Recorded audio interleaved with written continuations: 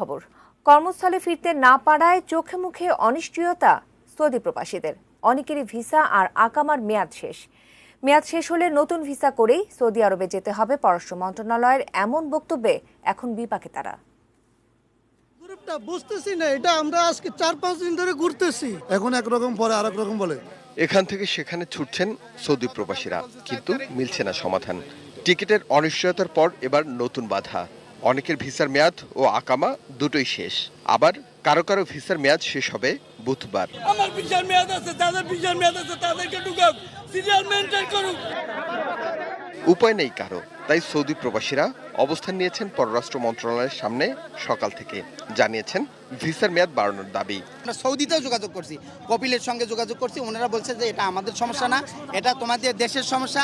বলছে আপনি কে সমাধান আপনি বাংলাদেশে করেন, আমাকে কোনো সমাধান না। পরে সৌদি প্রবাসী 6 জনের প্রতিনিধি দল যায় পররাষ্ট্র মন্ত্রণালয়ে। আশ্বাস মেলে ভিসার মেয়াদের শর্ত শিথিলে সৌদি দূতাবাসের সাথে কথা বলার। কফিল যদি তাদেরকে রিএমপ্লয় না করে তাদের জন্য যাওয়াটা ব্যাপারে আমাদের নেগোশিয়েট করতে হবে।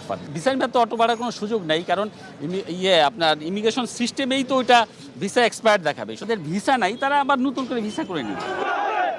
এদিকে সৌদি এয়ারলাইন্সের টিকিট প্রত্যাশীদের দিন কাটছে অনিশ্চয়তায়। কোনো উপায় না পেয়ে বেশ কয়েকবার রাস্তাও অবরোধ করে তারা। টিকিট পাওয়ার জন্য আমি প্রেশন আছি প্রায় 13 দিনের মতো। অনেকের 1 মাস আছে, অনেকের 12 দিন আছে, অনেকের 10 দিন আছে। এখন দেখা যাইব কি গুরুন্টির মেয়াদে ওই লোকগুলিরও ভিসার মেয়াদ চলে যাইব, ওরাও পেরেশানিতে পড়ে যাইব। আপনার তো 30 তারিখ পর্যন্ত আছে, যাইতে পারবেন না, সিট খালি নাই। তাই আমি তো বললাম যে ফ্লাইট তো আছে অনেক, যাদের ভিসা আর বেশি আছে সেগুলো একটু পিছনে করেন, আমাদেরকে দিয়ে দেন।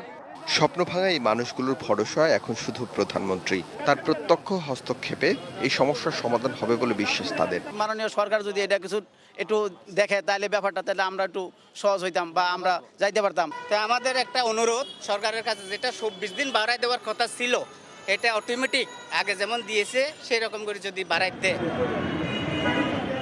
Arif Hossain, ATN news, Dhaka.